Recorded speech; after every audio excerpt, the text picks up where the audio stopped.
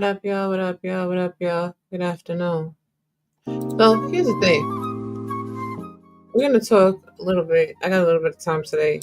Some stuff on my mind. Y'all see what the title is. Big Bad Tears, Juice is Water, and the End is Coming. Hey, Amanize. So, a lot of people have been running around here since the 4th of July when the Big Bad Bill passed, and they've just been spreading misinformation at an alarming rate, and it's really kind of devastating. Even with the Iran situation, people have been spreading misinformation. Hell, you got people out here. I was watching a video today where someone put like 10 things of juice in the water, and they said they drinking their water for the day. What up, Tootie Bug? And I'm just like, at one point or another, society has to come to the realization that a lot of y'all are tripping. So we're gonna look at this video about the Big Bad Bill. We gotta look at a couple pieces of it because it needs to be looked at. This section of the bill focuses on changes to federal nutrition programs, especially SNAP, the Supplemental Nutrition Assistance Program. It's under Title I, Subtitle A, and it covers everything from how food benefits are calculated to new work requirements and who qualifies. If you or someone in your family uses food assistance, this part is especially important. These changes affect how benefits are measured, who gets them, and how states are expected to manage the program moving forward. So the government's official food benchmark, called the Thrifty Food Plan, is basically how they calculate how much support a family gets through SNAP. Under this bill, they're freezing the structure of that plan. No more frequent updates based on modern nutrition science or changing eating habits unless certain conditions are met. The only thing that's going to change each year is the cost, adjusted for inflation using the Consumer Price Index. What that means in practice is if healthy foods get more expensive or people's dietary needs shift, the benefit levels won't keep up. The plan stays locked unless the USDA decides to do a full reevaluation, and they can't even consider that before 2027. And even then, they're not allowed to increase the overall cost of the plan. It has to stay budget neutral. So even Hey, babe. So essentially, let's break that down a little bit slow because I know it was broken down pretty well, but people won't get it. They cannot change what the budget is. Okay? So if all of a sudden we have a huge spike in food, then guess what? Those on food stamps, they still only going to get X, Y, and Z dollars. But can we for one moment stop acting like people on food stamps eat healthy food? When you go into the grocery stores and you look at what people are actually buying on food stamps, they're buying affordable processed foods because healthy food is not inexpensive right now. You ever go to try to buy yourself some organic baby spinach, you're going to spend a good $7 on a pack of spinach that actually makes like less than one pot once it's cooked. Okay, so this is not anything that's new. And then that can be also adjusted. What's up, Rocky? That can be also adjusted in 2028 if it needs to be, or 2027, which is what, all of 2 years from now? 2 whole years. A lot of people are very much snowflakes because in the recession, guess what? People were standing on the line for a piece of bread. The problem in America is everybody's a gluttonous pig, overeating. Everybody overeats in America. Do you need as much food as you buy? If you really sit back and think about how much food you throw away, is this really a bad thing? But let's continue. if food prices rise, the value can't increase beyond what's already been allocated. Also, no matter how big your family is, SNAP benefits cap out at 200% of the base 4-person household allotment. So families with more than 8 people can't get proportional increases after that point. Then there's the update to work. Oh, you mean if you have 8 kids, then whatever the number is, you're done, son. You're done. I've grown up seeing people be generational welfare recipients. Keep pushing out babies because the more kids you got, the more food stamps you get. The more food stamps you get, the more you can eat or sell. Eat or sell. Y'all been out here selling food stamps. What is it? 50 cents for $1? What's up, Big O? What up, Riaz? Y'all been selling food stamps for years, so you haven't even really been eating the amount of money that you've been receiving in food stamps. But it's a problem now. Okay, got it. Now that's capped off. If you got 8 people, that's it. Go ahead and push out that 9 baby if you want to. It's a problem. And if we really look at core demographics, what families have more than 8 people? You realize that's a mother. Well, we would say a mother and a father, but in most families, it's just a mother. A mother with 7 kids. That's few and far between. Or a mother and father with 6 kids. 6, 7, 8, 9, 10 kids. Yeah, those days is done. Most people barely have 1 kid in a family now. 2, 3 kids, the max. So y'all are upset about this. Okay, let's continue. If you're between 18 and 65, able-bodied, and not working at least 80 hours a month or enrolled in training, you risk losing benefits. There are a few carve-outs. If you're under 8... Okay. So this is the part that has a hair up everybody's behind. 80 hours a month. 80 hours. Let's do some math on that real quick. 80 divided by 30 is 2.66 hours of working a day. This is America. And in the Bible, it says if a man doesn't work, then a man doesn't eat. And y'all are really tripping out about 2.66 hours a day. 20 hours a week to be working or training. So, am I supposed to understand that y'all need a Thanos snap? Y'all need half the people in the world to just phenomenally disappear? Somebody's got to make that make sense. This is not a bad thing. The more people that are trained to work or work will ultimately improve the economy of America. You're not eligible for Social Security until you're 65 years old, so you're working up until you're 65 anyway. What are we talking about right now? 18 or over 65, pregnant, medically unfit for work, or caring for a child under 14, you're exempt. Wait a minute now, because they say that the elderly people are going to suffer. Tribal members, caregivers, and medically unfit people are exempt, as well as people taking care of children under the age of 14. So that means when your children are old enough to work, at 15 years old, 16 years old, get a cute little part-time job at McDonald's in the summer, whatever, which they should be doing, because we should be fostering a spirit of entrepreneurship, of working, teaching our children fiscal responsibility. That's a problem for the most of you that have an issue with this bill.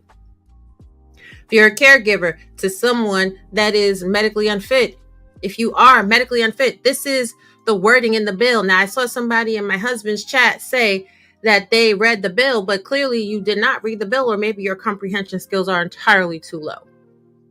Tribal members are exempt because that's a whole nother video series. Like, that's a series of videos. What Native American people have gone through in this land, y'all be surprised what they already get covered for. That's why they're exempt. Trail of Tears, anybody? But I'm not going to get off on that. But still in all, whatever reason, they're exempt. But let's continue. Also, members of federally recognized tribes and urban Indians are excluded from the work requirement. But the enforcement is getting stricter. Waivers that let states temporarily pause these rules, much harder to get now. For Alaska and Hawaii, they can still apply for waivers as long as they're showing good faith efforts to comply.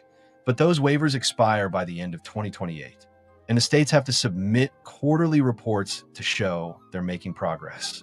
If they don't, the federal government can cut the waiver short. Something else.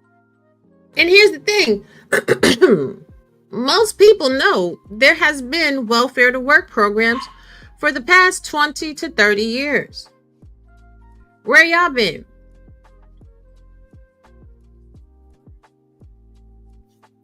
I just want to know real quick.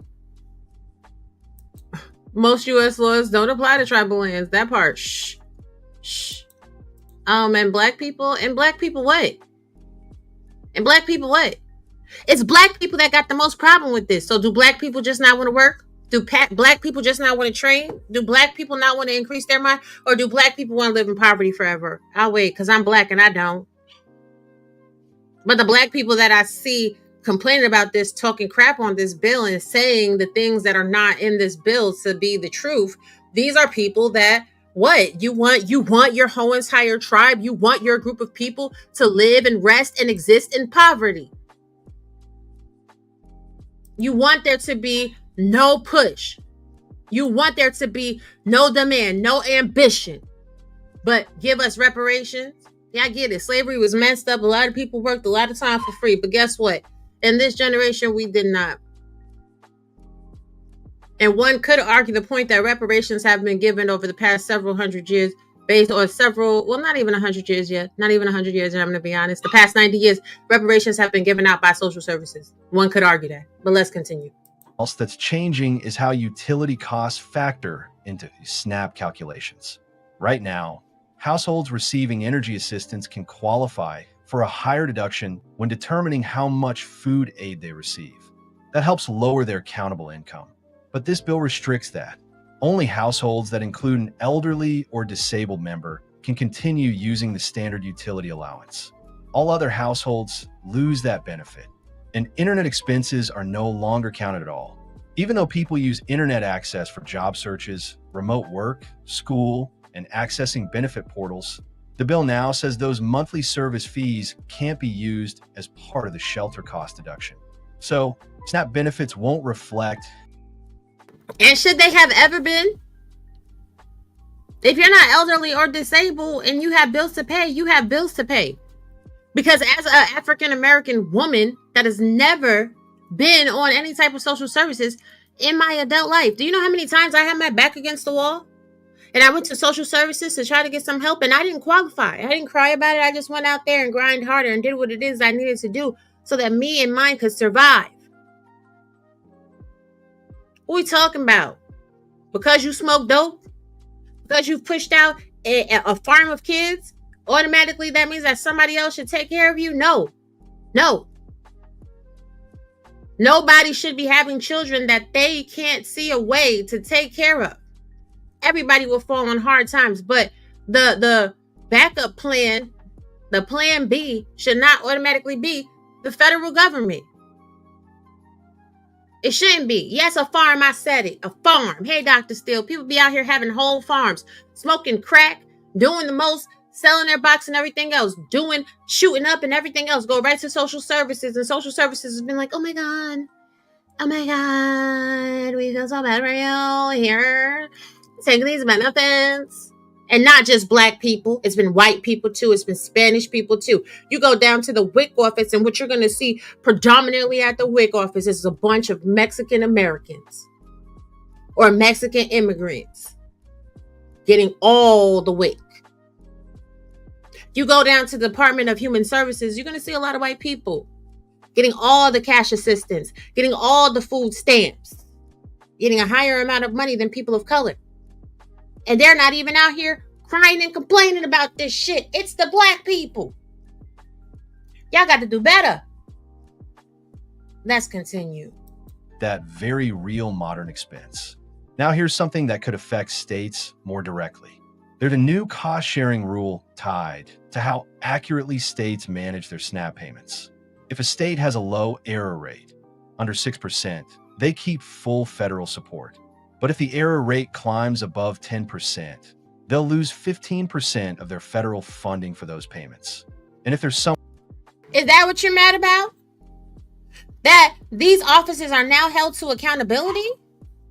Do you know how much oversight there are in your local government Department of Human Services offices? Do you know how many cases of welfare fraud are simply had because nobody bothered to go and check?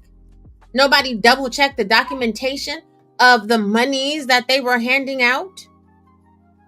Oh, we're allergic to accountability in the United States of America. Okay, let's continue. Somewhere in the middle, they still get reduced funding. So states now have a reason to be extra strict on processing, which could mean tougher verification or longer wait times for applicants. Another federal pullback is on administrative cost sharing. Up until now, the USDA covered 50% of a state's administrative costs for managing SNAP. Starting in 2027, that drops to just 25%. So states have to find more funding on their own to keep the programs running, which again could lead to fewer staff, more backlogs, or slower service for people applying. There's also a And what that means is, if you've been dependent upon food stamps, or if you are going to be dependent on food stamps in the future, don't let that be your fail-safe. Laws change all the time. All the time. Reaganomics, the New Deal, Iran Contra. It's a whole bunch of stuff. Things change all the time. And you have to adapt. Prohibition.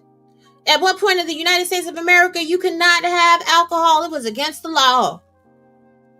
Still found a way to do that. So therefore, y'all still gonna find a way to eat too. But what I don't see is people out here showing you how to make healthy meals. We have Ozempic on the rise. Hey, Lady Snoop TV, Ozempic is at an all-time high. People are literally taking so much Ozempic to lose weight that diabetics are having a problem accessing their medication. And as a chunky woman, I'm going to tell you, I'm not messed up about them having cuts or pullbacks to food stamps. Y'all be relying on this shit too much. Oh my God, and then they're going to have a backlog. Well, guess what? That means take your ass to work. A funding cutoff for the National Education and Obesity Prevention Program. That program funded nutrition education in communities, things like healthy eating classes, how to shop smart on a budget, or outreach on diabetes prevention. It's being ended after 2025. So public health education tied to SNAP benefits might quietly disappear over the next year or so. Lastly, there are changes to... Now that is one that people could be up in arms about, but at the end of the day, you know how to eat well.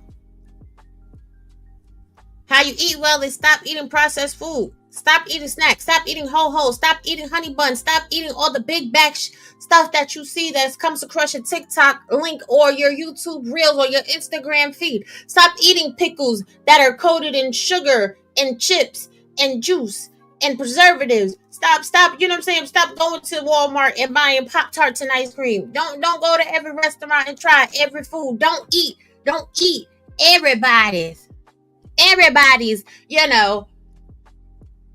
challenge meal. Let's not do that. Like mukbanging in this country. How much you want to bet that a lot of them mukbangers done, whatchamacallit, they got all their mukbang stuff from food stamps?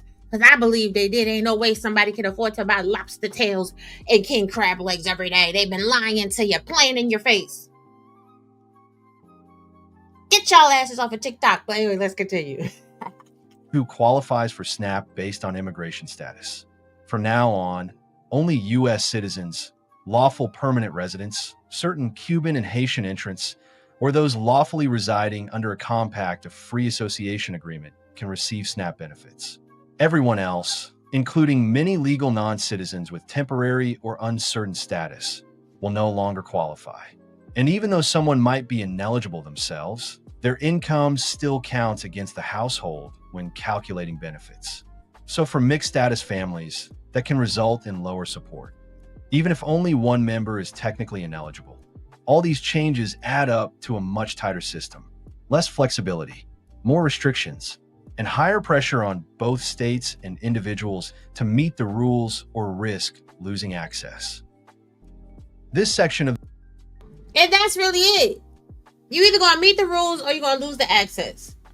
Now, all this complaining about things and crying and, oh my God, it's so horrible. They doing something to the people, to the community. They've been to Starbucks. Y'all better go to them food pantries. Put a 1 in the chat, ladies and gentlemen. If you know a whole heap of people that get food stamps, that go to food pantries, not one food pantry. They go to one food pantry on Thursday, another food pantry on Saturday, the next food pantry on Tuesday. They do this in rotation, and then they sell them food stamps. Huh? Make food pantries great again. Make community gardens great again. Now let's look at the Medicaid portion of it. Because y'all be out here set tripping, and quite frankly, I'm tired of it. The bill covers Medicaid reforms under Title VII, Subtitle B, Chapter 1. It's focused on how states determine eligibility, how they handle enrollment, and how they manage costs. There's a clear shift here toward reducing federal spending by cracking down on what lawmakers are calling waste, duplication, and fraud. But what that actually means is a much more rigorous process for people applying for or staying on Medicaid. If you've ever had to recertify your benefits or help a family member navigate Medicaid forms, this part might feel especially familiar and maybe a little frustrating. So here's where it starts. The bill freezes two major Medicaid rules that would have expanded access to people in low-income or elderly groups. One was meant to improve enrollment in Medicare savings programs. The other focused on making it easier to qualify for Medicaid, CHIP, and the basic health program. Both are now on hold under this new law, blocked by a moratorium. And that's just the start. States are now required to reduce duplicate enrollment between Medicaid and CHIP. As they should. I'm not going to tell you what I do in real life, but I will tell you there's quite a few health insurance companies that are actually rolling out programs to benefit their members. But imagine how much more of a help they could be to their members if they didn't have multiple enrollments.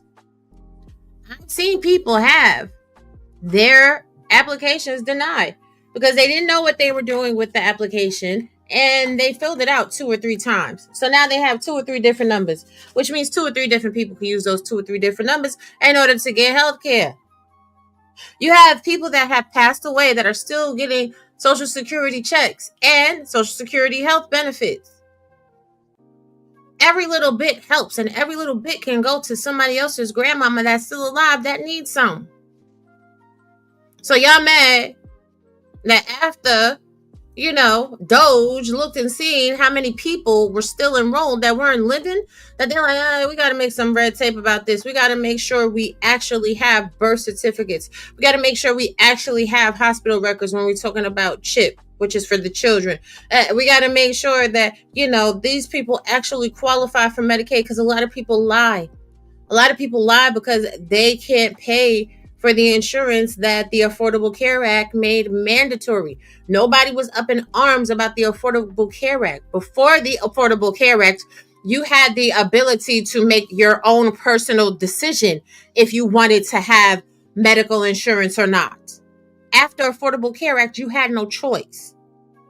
That has actually been one of the biggest devastating factors to the American public. But I don't see the Democratic pundits talking about that for real. But let's continue. Theory, that sounds efficient. But in practice, it could mean more red tape for families who have children covered under CHIP and adults on Medicaid. If systems don't talk to each other well, which many don't, families could lose coverage for reasons that have nothing to do with income or need. They're also targeting people who have passed away but are still marked as enrolled in the system. States now have to regularly check for and remove deceased individuals from Medicaid rolls. Same goes for deceased providers. Doctors or clinics, they're still showing up as billable, even after they're gone. Again, this is being presented as a cost-saving measure, but it requires new systems, new software, and more oversight, which many states are already struggling to keep up with. And if the states are struggling to keep up with that, that is also wasting time. When you have advocates for the members that are looking for healthcare and trying to get, members logged into different providers, and the provider no longer takes the insurance, or the provider is no longer there, the provider is listed wrong. How much money is that costing in salaries? Somebody's got to make it make sense. These are reasonable things. Would you have preferred if he rolled it all out individually? Like if he just did one bill for SNAP, one bill for Medicaid, one bill for taxes, one bill for this, that, and the third? Would that have made it easier for you to swallow and digest? Or did you not get it that Dodge was possibly, something to keep you involved and emotionally invested while they were working this out? Doge, whatever. They've spent time working on this. This is not something that was thrown around. This is not something that's going by the seat of anybody's pants. This is well thought out. It's a proper bill. And for everybody that's complaining, you need to be writing to your congressmen and your senators because they passed it. This is not an executive order. This was passed. We get to payment reductions. If states are making excess payments, meaning they're paying more than they should be for certain services or beneficiaries, the federal government is going to reduce the money it sends them. It's a way of saying, clean up your books or we'll send you less. Another big change is how often eligibility redeterminations happen. Basically, states now have to recheck whether someone still qualifies for Medicaid more frequently. So if your income goes up, or if your paperwork doesn't get submitted on time, you could be kicked off. This is especially tough for people with fluctuating income, like hourly workers, gig workers, or anyone in seasonal jobs. And then there's the home equity limit. Right now, Medicaid has a rule that if your home is worth too much, you might not qualify for long-term care support. This bill tightens that rule even more. It raises the threshold states can use, but also gives them the option to use lower limits if they want. That could hit seniors hardest, especially those who own their homes but live on fixed incomes. The next part of the section deals with immigration and emergency Medicaid.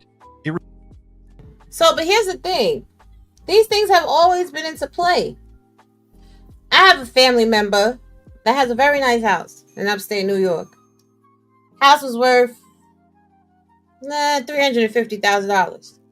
She had to do a Medicaid spend down when she reached a certain age and she needed medical insurance. Nothing else, just medical insurance. She had to do a spend down. So she was paying money to the Department of Social Services in order to have health care. This is not anything new.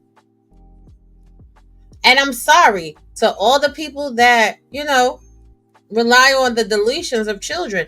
You're going to have to be a little more responsible about your health, your reproductive health. Long-term care, guess what? If you have an elderly mother or father, uncle, cousin, sister, you're going to have to do what? Communal living, generational living. Everybody's talking about generational wealth. That's how you get the generational wealth. You keep generations in the same house. Right. Medicaid about made me sell my mama house. Okay, that part. Right. These are problems that are individuals' problems. Emergency Medicaid expands, but the access now is for non-citizens. What, you want non-citizens to get health care when you can't get health care? And no shade, but if you're not supposed to be here, why should you benefit off of things that are meant for the people that are supposed to be here? It's about protecting Americans. And everybody that's complaining about this big, beautiful bill, what do they call it? The big, ugly bill. Y'all are more than free to leave. Go to another country. I bet you be back. That's why they coming over here, right? Because they don't like it where they are. Let's continue. Restricts Medicaid access to certain non-citizens, again reinforcing that eligibility is tied directly to lawful status. At the same time, it expands federal Medicaid support during emergencies, like natural disasters or public health crises, so states can still provide short-term care in urgent situations. Now, moving into spending oversight, the bill places a pause on implementing staffing rules for long-term care facilities. That was a rule designed to make sure there were enough nurses and caregivers in nursing homes. By freezing it, facilities aren't required to hire more staff, even if residents need more care. This could reduce costs for nursing homes, but it might also reduce the quality of care for patients, especially seniors. States are also being pushed to reduce their Medicaid costs across the board. That includes limiting who can qualify, lowering reimbursement rates, and cutting back on services that go beyond the federal minimum. And here's one that's making headlines: banning federal payments to certain providers. This clause targets prohibited entities, which could include organizations that provide abortion services, depending on how states interpret the law. The exact impact is still unclear, but it opens the door to broader restrictions on where people can receive care, especially low-income women. The next set of rules go after And I'm sorry, but I don't really have an issue with that as well. I know people will bring it up. Well, what if something happens, in a forced event? If something happens in a forced event, that's a different ball of wax. But people have over abused the privilege. And unfortunately, I know women. It's not, real stories of the highway patrol. I know women that use deletion like birth control. And guess what, ladies? Those Plan Bs are deletions as well. So if every time you going to pop it off with somebody, you popping a Plan B, you're deleting a kid. Does it feel good? Racking up bodies? Creating graveyards? What up, Uncle Tom? Creating graveyards in your box? So, if that's what you want, then that's what you want. Just know you're going to have to pay for it out of pocket. And then if you have to pay for it out of pocket, and instead of paying $50, you have to pay the full retail price of those pills, maybe you would be more, protective of your vaginas. If you're making the men that you sleep with pay for them out of pocket. Right, pop the molly and I'm sweating, coughing wounds. If you make the men that you're sleeping with pay for it out of pocket, maybe they won't be so quick to want to, shoot up the club. Because I tell you what, a bit of latex, a little vaginal contraceptive film goes a long way. You could still get an STI, but you won't catch a baby. Now let's go into a little bit of these rules, though. financing strategies that states have used for years. Things like provider taxes or state-directed payments. Basically, creative ways states use federal matching funds are now facing new restrictions. Some states rely heavily on these mechanisms to keep their Medicaid budgets balanced, so tightening them could cause ripple effects on access and services. There's also a new requirement that Medicaid demonstration projects, these are state-level experiments with new care models, must now be budget neutral. That's not totally new, but the language here gives federal authorities more power to enforce it. So states won't be able to pilot new ideas unless they can prove up front that it won't cost more. And finally, this section introduces community engagement requirements, also known as work requirements, for certain Medicaid recipients. States must now require certain adults to work, volunteer, or participate in approved activities in order to maintain coverage. This doesn't apply to everyone. There are exemptions, but for adults without dependents or disabilities, it's a big shift. And the point is, if you're taking something from the community, should you not be pouring back into your community?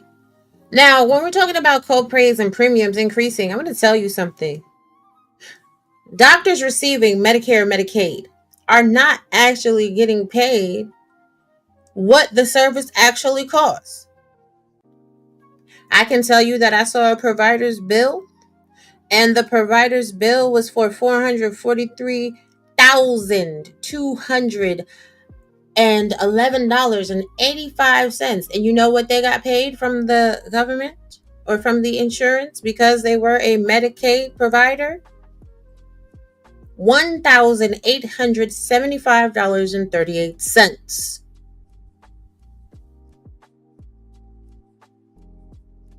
Yeah, it's being subsidized. So when a doctor takes Medicare or Medicaid, they contract at a much lower rate than what their services are providing. But everybody always complains about the service that they get or the healthcare that they get on Medicare and Medicaid. Me personally, I would prefer to pay a copay so that I could get the healthcare that I need.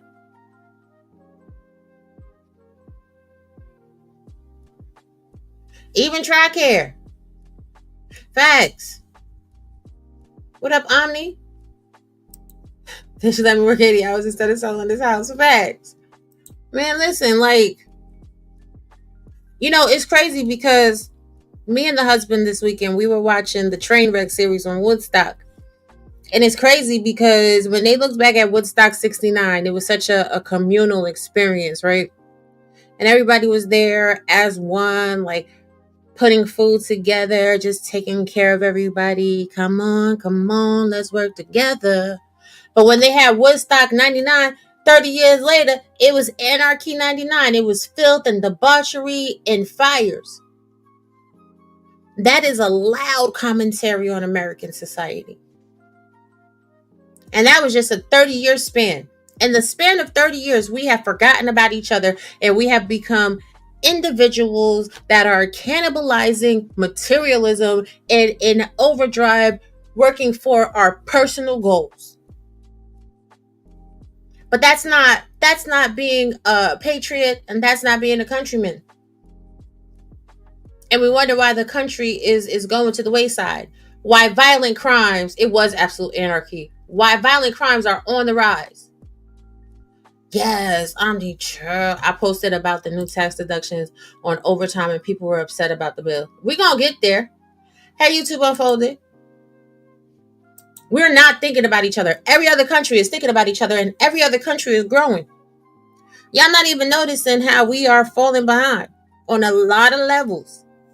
The value of the dollar, looked at as a superpower, captains of industries, it's not happening here anymore.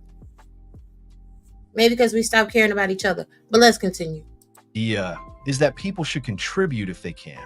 But critics argue it often punishes those with unstable job situations or limited transportation options. They're also tightening cost-sharing rules. That means more people could be required to pay small amounts, co-pays, or premiums to stay enrolled in Medicaid.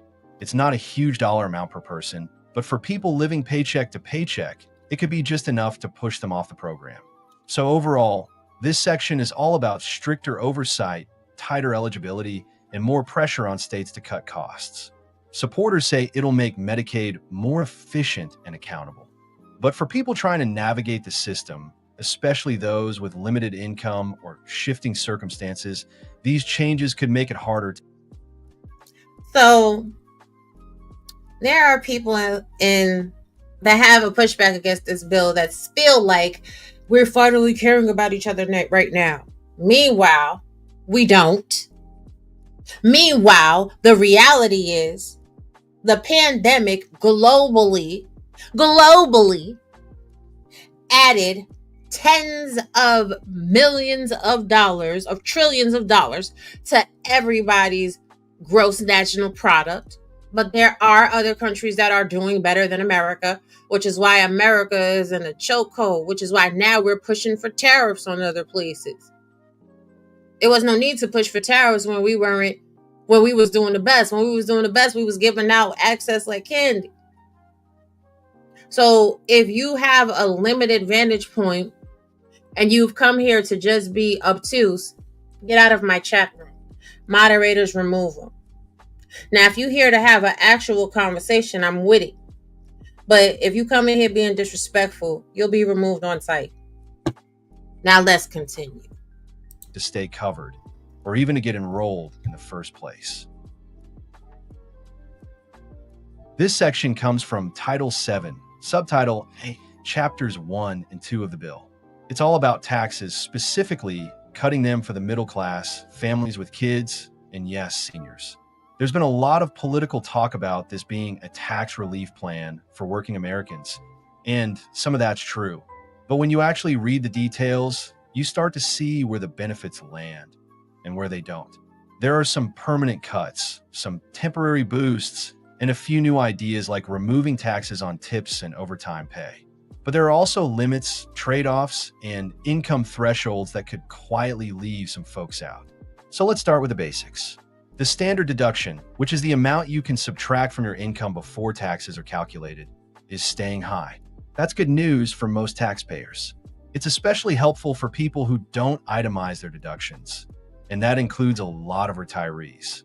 The bill locks in this increased standard deduction, so it doesn't shrink back down in a few years like it was originally set to. Now here's something. And here's the thing, everybody should be itemizing their taxes. It doesn't even really take that long to itemize your taxes. I will be preparing taxes and tax time. So those of you that need assistance with that, you can reach out to me. But it doesn't really take that long, and you actually get back a better return in some instances. In some instances, you do better with the standard deduction, but that's really when you're like kind of middle age. But the standard deduction, it can kind of mess you over a little bit. It really can. But anyway, let's continue. More specific to seniors. There's a temporary senior deduction being carved out. While the bill removes most personal exemptions across the board, it makes an exception for seniors by allowing a special deduction just for them. That means if you're 65 or older, you'll still get a break that younger taxpayers won't. But it's important to know that this senior deduction phases out at higher income levels. So if you're a retiree with a decent pension, investments, or other income, you might not qualify for the full amount. And guess what? They're also adjusting the child tax credit again. This one's interesting because it's being expanded, and it'll now include a more generous formula that makes it easier to qualify for the full credit, especially for families with more than one child. The phase-out thresholds are still there, but the credit itself is bigger and more. Not as bigger. Not all y'all that got a whole bunch of kids, the tax credit is bigger, but you mad at President Trump for what? I'll wait. Oh, my bad. Is it just everybody that's upset about the food stamps? Is it just everybody that's upset about the Medicaid? And Uncle Tom is right. Everybody should own a business. If you only understood what owning a business and itemized deductions can do for your overall AGI, you'd be amazed. We're going to get to it, Carla. We're going to get to it. Hey, baby. So now, let's get into the earnings-based tax relief. More of it is refundable, meaning you can get money back even if you don't owe taxes. That's a win for lower-income families.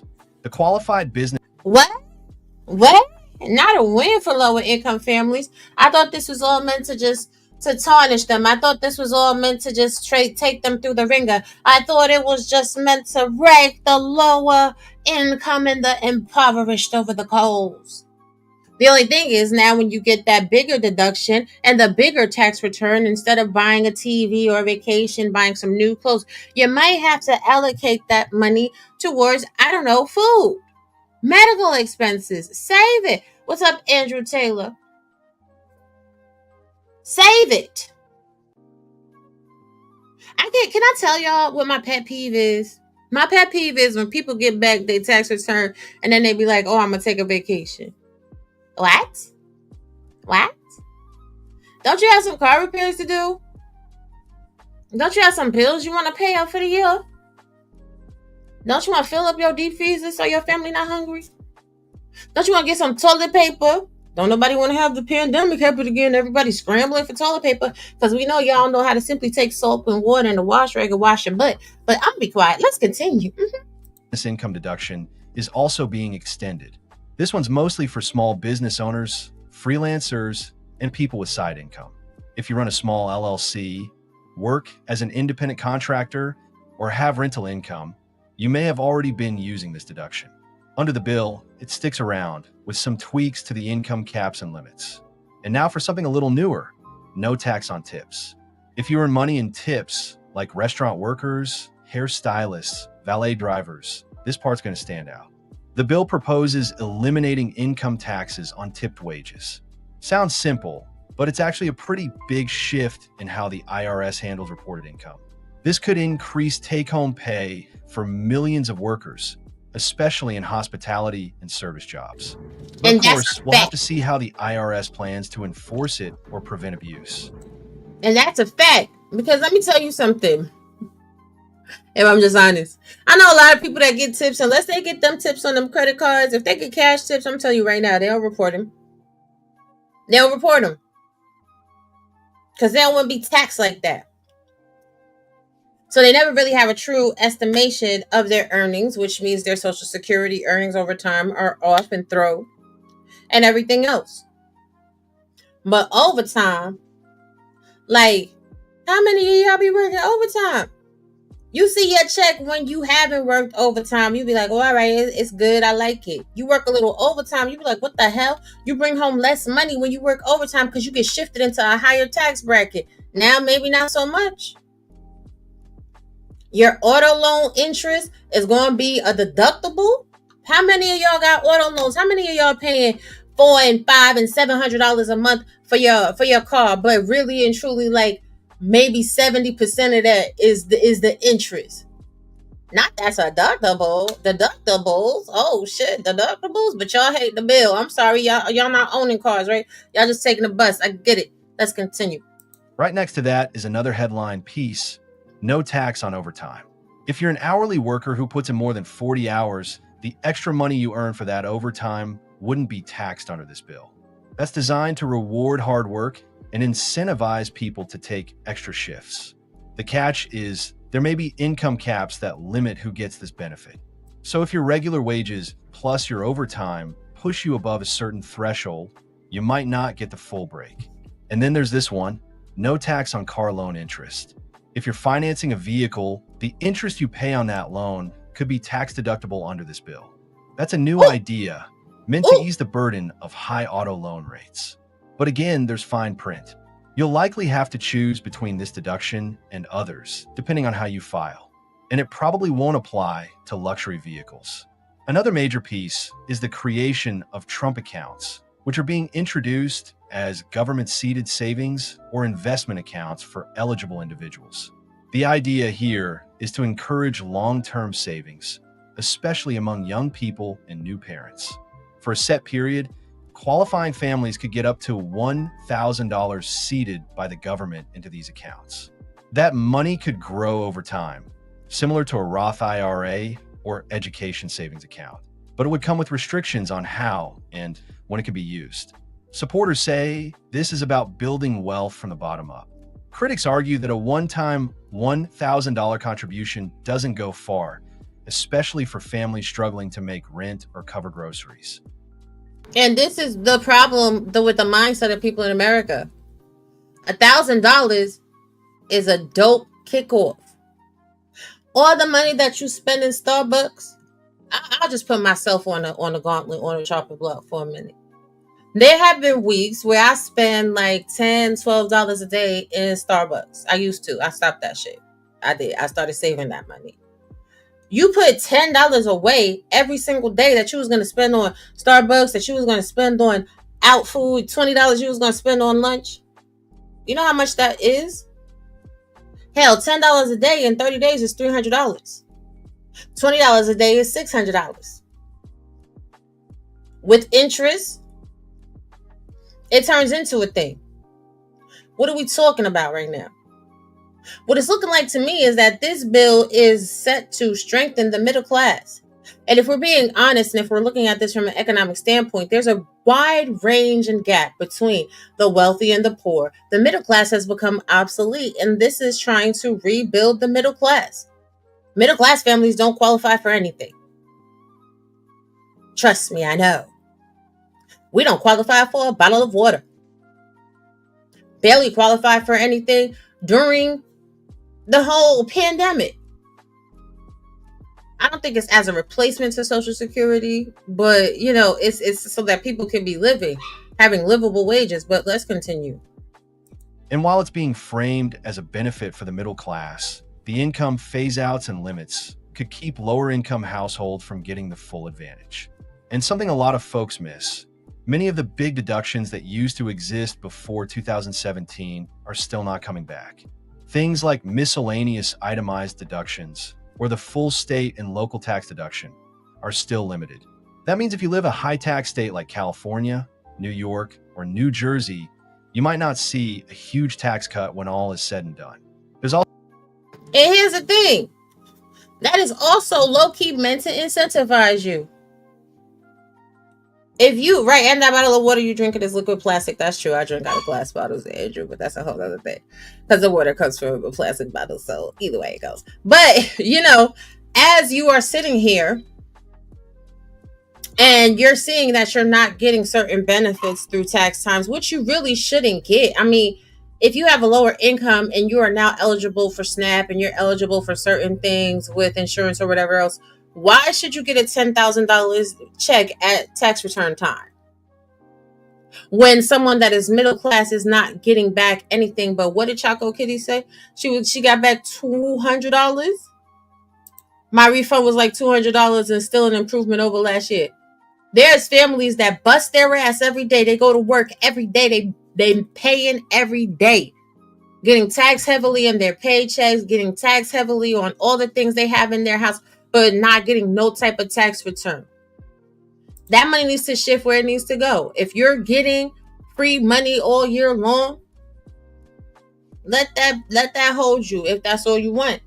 But those of us that actually work every day, we deserve to, it's our time to shine. What did Skip Bayless said? It's my time. It's the middle class's time.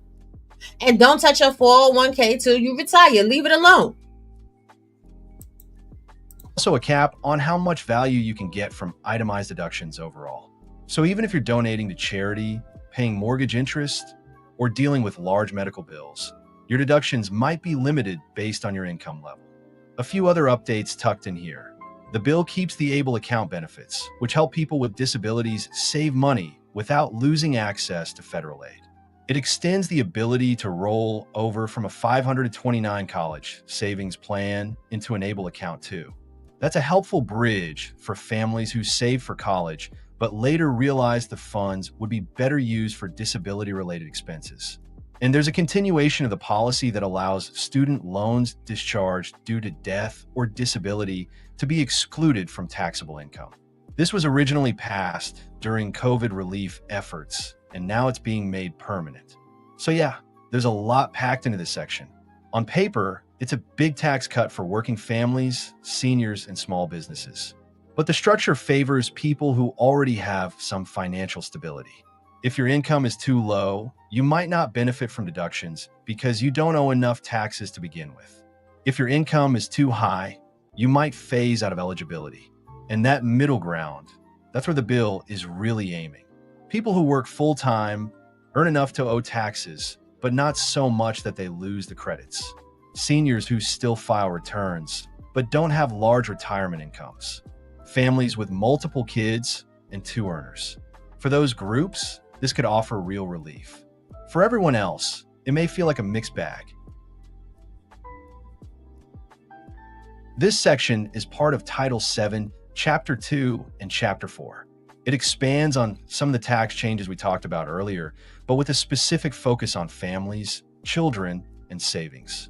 A lot of these policies are framed as ways to help working parents, caregivers, and future generations build a better financial foundation. And at the center of it all is something new, the Trump account. You'll hear a lot about this in the coming months, so it's worth understanding what it actually is, how it works, and what kind of impact it could really have. So, the Trump account, officially called a contribution pilot program, is a new government-backed savings tool. It's designed to automatically deposit up to $1,000 for every qualifying child born between 2025 and 2029. That money would go into a special investment account controlled by the child's family. And it's meant to grow over time through interest or market performance. The idea is to give each child a small head start in life, sort of like a baby bond or a government-seeded Roth account. Now, this sounds pretty promising at first glance, but the bill doesn't specify everything. There's still a lot of questions about who qualifies, how the money is managed, what investment options are offered, and when the funds can actually be used. And while the program is being promoted as a major benefit, $1,000 spread over 18 years without additional contributions won't create life-changing wealth. So in that way, it might feel more symbolic than transformational for most families. That said, for lower-income households who don't have access to savings tools at all, it's a start. If this program actually gets the support systems it needs, like automatic enrollment, no fees, and good financial education, it could grow into something more meaningful. But for now, it's a test run. Right alongside the Trump account is a group of tax credits aimed at helping families right now, not just years down the line. First up is the Child and Dependent Care Tax Credit. This is meant to help parents offset the cost of childcare, which, as we all know, can be outrageous. Under this bill, the credit is expanded. The percentage of expenses you can claim goes up, and more families can qualify for the maximum amount. That's especially helpful for two-parent households where both parents work full-time. There's also an expansion of the Dependent Care Assistance Program. That's the benefit some employers offer where you can set aside pre-tax dollars for childcare. This bill raises the limit on how much you can put into that account, meaning you can shelter more of your income from taxes if you use it for daycare or after-school care. And then there's the adoption credit, which gets a boost too. If you're adopting a child, especially one with special needs, the new rules make it easier to claim the full credit, and they broaden the definition of who qualifies. In fact, tribal governments are now recognized as having authority to determine whether a child has special needs. That's a meaningful update for Native families who often face unique adoption challenges. For people with disabilities, the bill enhances tax treatment of ABLE accounts, which are savings accounts that don't count against benefit eligibility. There's an increased contribution limit for these accounts, and you can now roll over money from certain retirement or college savings plans into them. That's major, because children that have special needs, like my son, y'all know my son has autism. My son qualifies for no government programs. Zero. Because I make too much money. So it's either sit at home and do nothing or make money. But for those children that do qualify for programs like SSI and things of that nature, you can start savings accounts for them. Because when these children become adults, the programs to help people with disabilities as adults are very limited and very restricted. There's not a lot of programs for them. So you better have some type of savings so that they have some type of cushion. And they're not actually contributing into Social Security, so they are on SSI for life for the most part. I'll get into it. So this is benefiting children with special needs as well, benefiting the middle class, and making people that are in the lower class work. I have yet to see what the issue is, but let's continue. A helpful option for families who started saving for one purpose and then found their needs changed.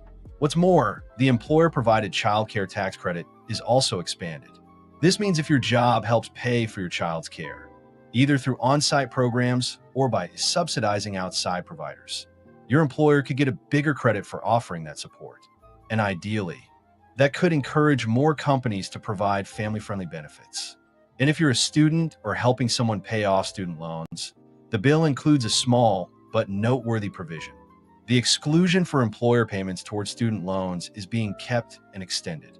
That means if your workplace offers student loan repayment assistance, you won't be taxed on the money they contribute. This provision was originally introduced as a temporary pandemic-era perk, but under the new bill, it sticks around a bit longer. The bill also tweaks what counts as a qualified education expense under 529 savings plans. Things like credentialing programs and certain post-secondary job training courses now qualify. That's helpful for students who aren't on a traditional college track, but still need specialized training to enter a trade or career. And just like with the senior deduction, these family credits phase out. If you're earning above certain thresholds, especially as a couple, some of the most generous parts of these benefits start to shrink. So families on the higher end of the income spectrum might still benefit, but not as much. So then, what's the bigger takeaway here? This section of the bill is clearly trying to position itself as pro-family, pro-parent, and pro-child. It offers a combination of immediate tax relief and longer-term savings incentives. But at the same time, it's layered with complexity, eligibility limits, caps, phase-outs, and uncertain implementation details. And while the Trump account is getting the most attention, it's arguably the part with the least guaranteed impact. A one-time $1,000 deposit sounds good in a headline, but unless it's paired with strong follow-up programs and support, it's not going to dramatically change someone's financial future. Still, it opens the door to a bigger conversation about how we support the next generation. This section appears under Title VII, Chapter 5, and it marks a major policy. I don't really care about education, that energy and especially how climate college is stuff paid like that. for and how student loans are handled. Now, this part doesn't wipe out debt or offer forgiveness the way some people hope for, but it does reshape the rules around borrowing, repayment, and how the government funds higher education moving forward. One of the biggest changes here is a new cap on how much students can borrow for graduate programs. Right now, if you're pursuing a master's, a PhD, or a professional degree like law or medicine, you can usually take out federal loans up to the full cost of attendance. But under this bill, that amount would now be capped at $50,000 total. Not per year, total. That's a huge shift. You can probably guess why this is controversial. For many graduate programs, especially private ones, $50,000 barely scratches the surface. So if this goes through, students would have to either come up with the rest out of pocket or look for private loans, which usually come with higher interest rates and fewer protections. Now, this change is being pitched as a way to control college inflation. The idea being that if students can't borrow unlimited sums, schools won't keep raising tuition unchecked. And while that sounds good in theory, the short-term effect could make graduate school less accessible for low and middle-income students. So yeah, this one's going to spark some strong opinions. Besides the loan cap, the bill also limits how loan forgiveness programs are applied. The popular public service loan forgiveness program and other income-driven repayment plans are not eliminated, but the bill tries to narrow their scope. That means fewer types of jobs would qualify, and the terms for forgiveness could take longer to reach. The argument here is that blanket forgiveness is too expensive, especially when paired with other spending cuts. But for borrowers who are counting on those programs to make their debt manageable, it might feel like the rug is being pulled out. What's more, the bill includes new reporting requirements for schools. Basically, colleges will now have to report the earnings of their graduates alongside their tuition rates. This is part of a value for money push. If your degree costs $80,000, but the average grad only earns $35,000 a year, that school might face penalties or lose access to some federal funds. It's meant to hold institutions accountable for their outcomes. And speaking of outcomes, the bill also goes after low-performing colleges, especially those with high dropout rates or heavy reliance on federal loans. And I mean, let's be honest, a lot of colleges do that. They'll get everybody in the door. They let everybody get their funding. And then before the midterms or the first grades go out in the quarter, most people don't make it and they get kicked out. Most people graduate from these programs and they don't have anything to show for it. Is that not been the trope and the complaint over the past 20 years? I spent all this money for this degree and now I work at Starbucks.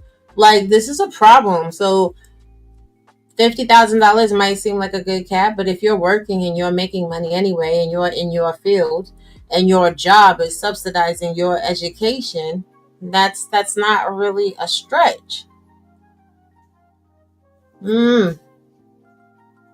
These schools could see stricter oversight, and in some cases, they might be barred from accepting federal aid altogether. That's a serious blow for for-profit institutions, which are often flagged in this section. On the flip side, the bill expands Pell Grant eligibility for short-term credentialing programs, things like coding boot camps, nursing certifications, or skilled trades training. The idea here is to support students who want to build job-ready skills quickly, rather than commit to a 4-year degree.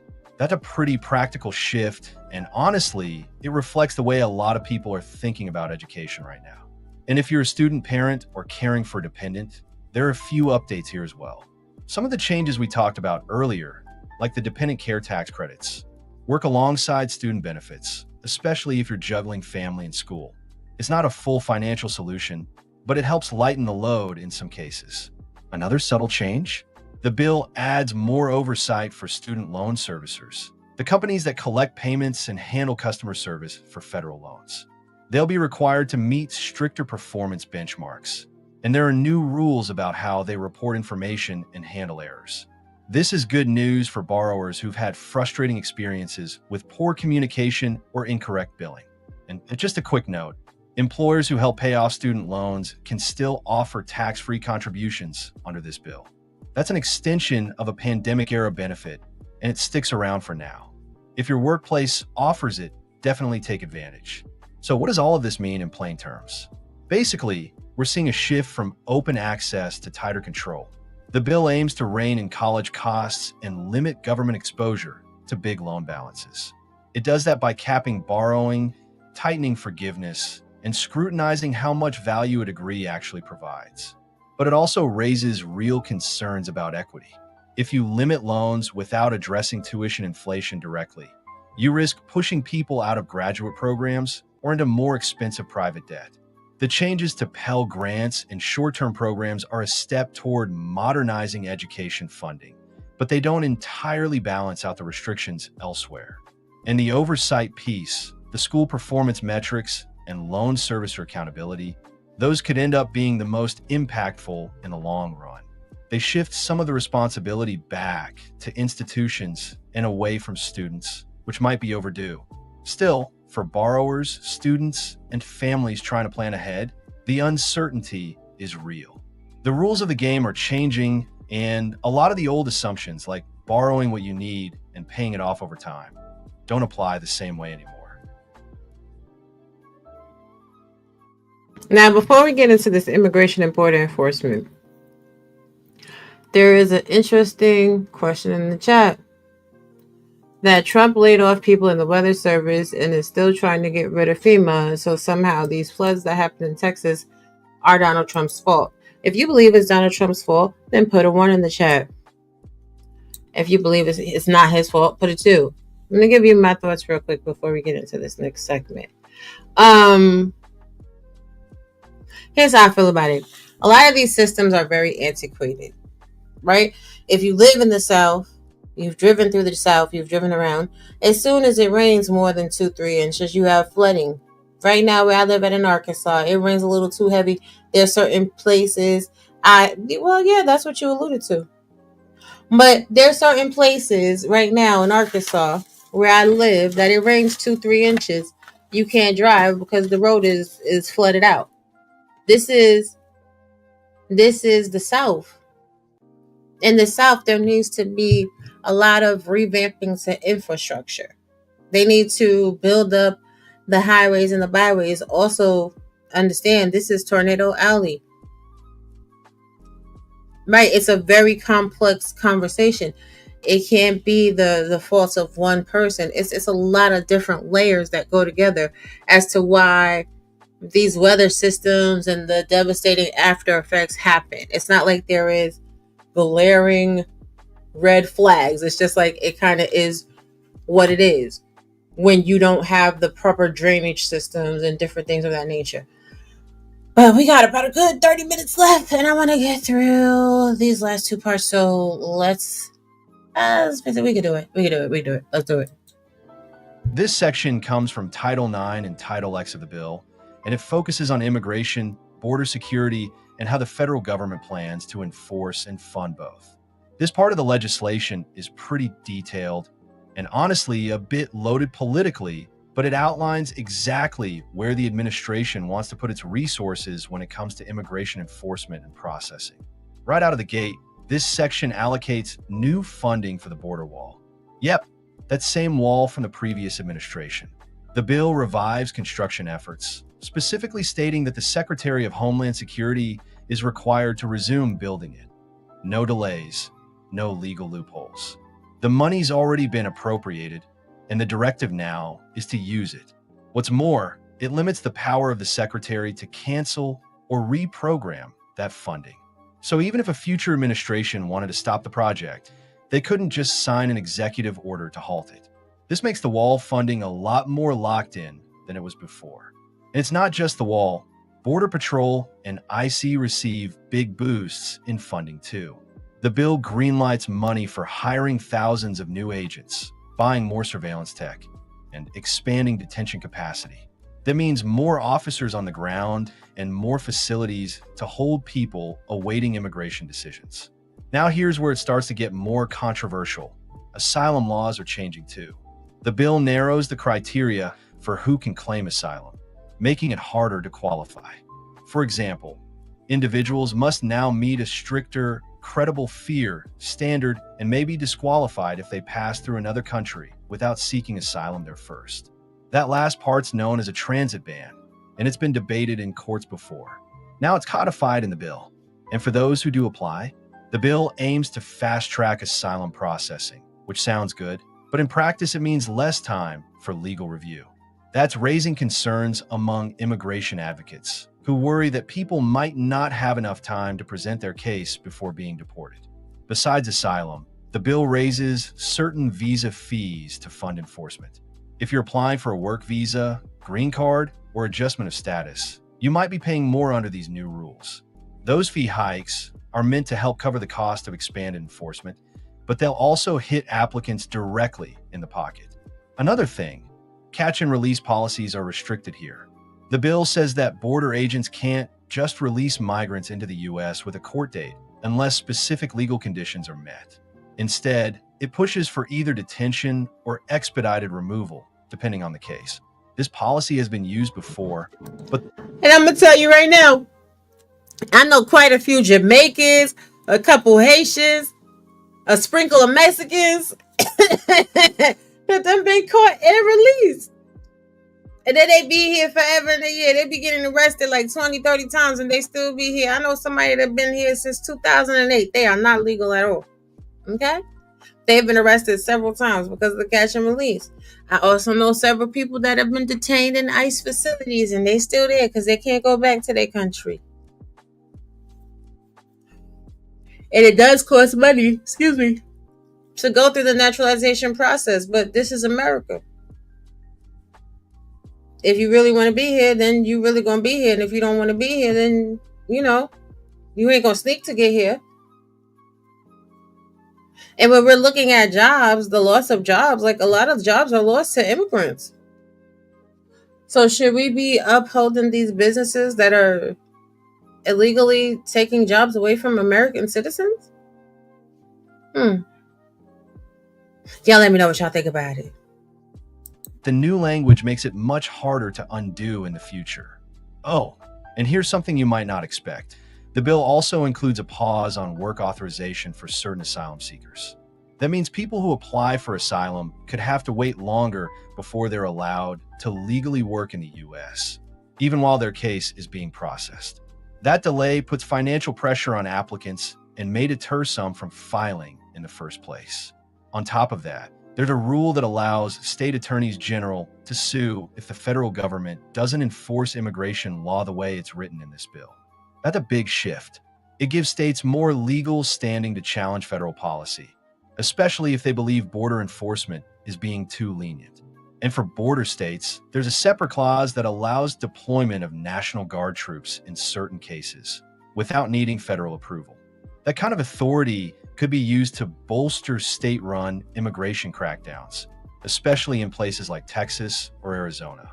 Now, critics argue that these changes could overwhelm the immigration courts, lead to more family separations, and force people to return to dangerous conditions. Supporters say it's about restoring order and deterring illegal entry. And honestly, both of those perspectives are already playing out in the public debate.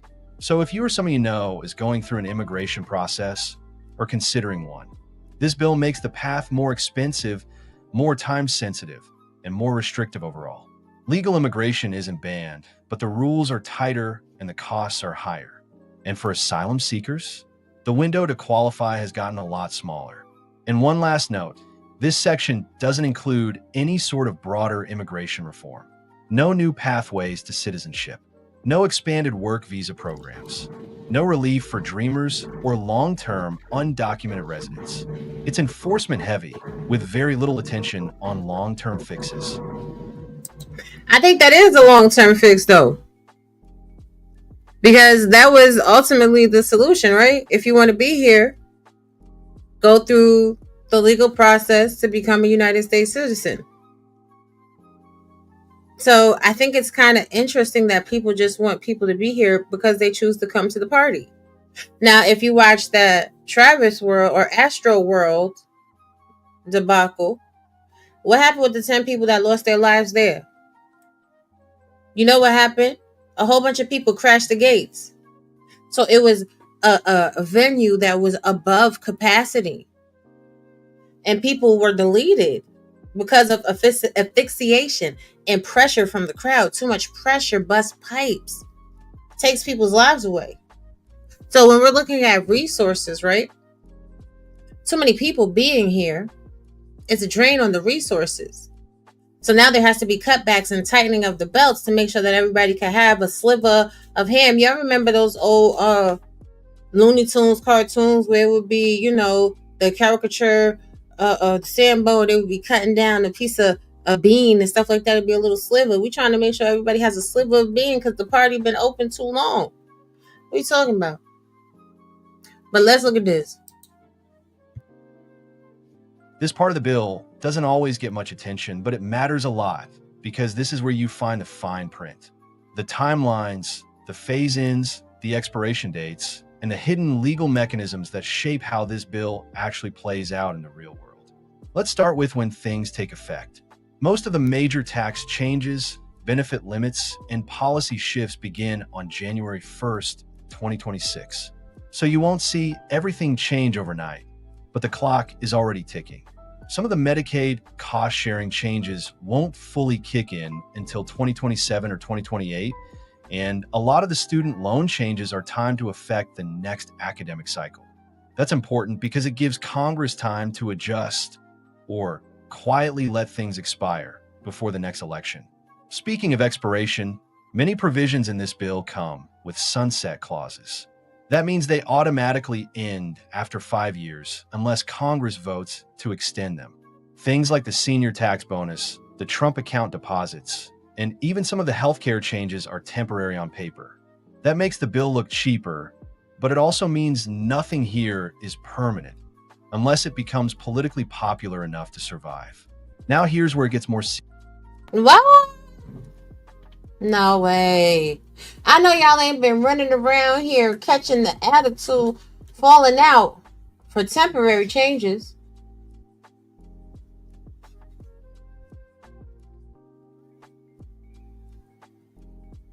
yeah, Tootie Bug, I know. People out here losing their whole entire lives. They're alienating people, calling people outside of their names, losing friends and everything else for something that has a temporary longevity, for something that will probably be voted out. Not all of these policies. Some of these policies will probably stay, but the ones that don't work will be voted out in 2030. And they don't even really fully take effect until 2007, 2028, which means they have a shelf life of 2 to 3 years, and y'all are crashing out right now in 2025. Like, they take effect today. Now, the tax benefits, they're going to affect your taxes in 2026 for the most part. But all of this other stuff is being drawn out. So there's ways to actually implement it. But y'all out here, oh no, I read the bill and I know because it's my job to read. Shut up, stupid. A lot of people read things and they have no comprehension. And they be trying to get you all whipped up and turned up and make you feel a type of way. And I suggest everybody takes a moment to do their own damn reading, do their own research. But let's continue. Serious. This bill puts strong limits on how much federal agencies can delay or reinterpret what's written. The IRS, the Department of Health and Human Services, and the Department of Education are all required to enforce these rules as written. No more regulatory flexibility, even during emergencies. If the law says benefits must be cut, they have to cut them. If the rule changes eligibility, they have to enforce it. It ties the hands of future administrations and gives Congress tighter control. And if they don't enforce it, well, the bill gives legal standing to states and individuals to sue. So if a federal agency tries to soften or slow roll enforcement, a state attorney general or affected party can file a lawsuit to force compliance. That could lead to more court challenges, especially around controversial issues like immigration, benefit cuts, or agency power. But here's where it gets tricky. Buried inside Section 70302 is a provision that could limit your ability to get help from the courts, unless you can afford it. Under this clause, if you try to challenge the government's action or ask a court to pause enforcement, you may be required to pay a bond up front. If you can't post that bond, the court might not even hear your request. Legal experts say this could shut the courthouse door to regular people, especially those affected by benefit cuts, healthcare denials, or policy changes, unless they can afford to pay just to be heard. That's a quiet but powerful shift. It doesn't eliminate your right to sue, but it puts a price on exercising it. So what does all of this mean? The real power of this bill isn't just in the benefits it cuts or the policies it changes. It's in the way it locks those changes in, limits who can challenge them. It makes future reversals more difficult. Some parts might not seem urgent yet, but they're designed to stick and to keep you from undoing them easily. This is about structure, control, and making sure that what's passed today doesn't quietly fade away tomorrow. And here's the thing. Like I said, some of it will quietly fade away and some of it won't. The legal system has always been built that you got to be able to pay for your voice to be heard. You see the young man that's suing Cassie, he just got something posted on his lawsuit. If he don't pay the $405, that lawsuit not going nowhere. So do he not have to pay for his voice to be heard? If you file any type of paperwork in the legal system, you got to pay for that. So don't let that get your panties in a bunch. This is the legal system in the United States of America. But all in all, some of these bills can be devastating to certain demographics, but this is a good bill for the middle class. And if you don't like it, start getting your people into position now. Start writing to your congressmen and your senators.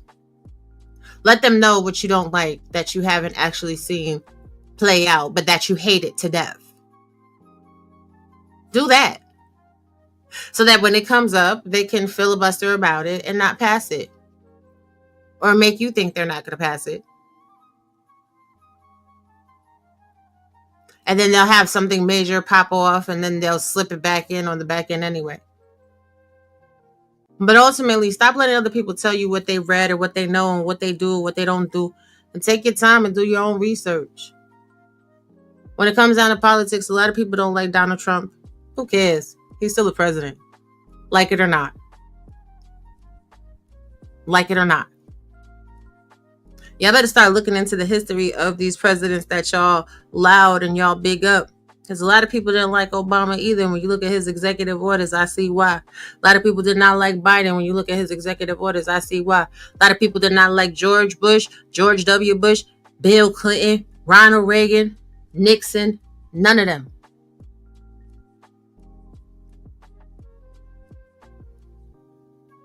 So, it is what it is. But I hope y'all... What? Stop it. Come on, listen. Come on. I like everybody. I really do. But please don't come in here with conspiracy theories. Come to me with facts. Is it?